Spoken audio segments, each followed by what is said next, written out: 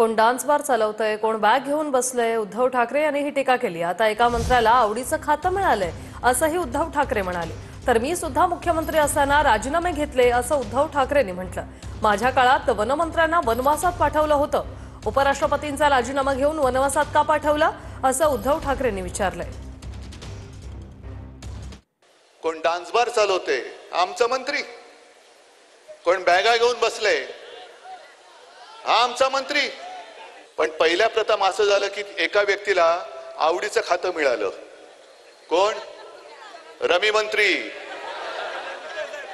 हे रमी मंत्री आहेत, क्रीडा मंत्री कुठे आहेत?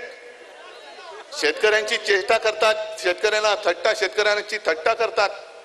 मी सुद्धा मुख्यमंत्री असताना राजीनामे घेतले। एक मंत्री तुम्हाला माहिती आहे कोण? अत्यंत वाईट आरोप होते, महिलेवरचे आरोप, बरोबर ना? त्याला सुद्धा वनवासात पाठवला होता ना, वनमंत्री होता, वनवासात पाठवला होता।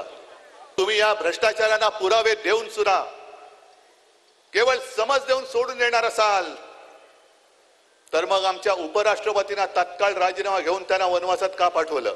मी जेव्हा दिल्लीत गेलो होतो तेव्हा मला असं सांगितलं की धनकड हे या सरकार विरुद्ध काहीतरी कारस्थान करत असतील किंवा होते हा संशय आला, म्हणून त्यांना तडकाफडकी काढलं। मग धनकडनं का नाही समज दिली हो की पुन्हा असं करायचं नाही, केलं तर मारेन, पट्टीने मारेन।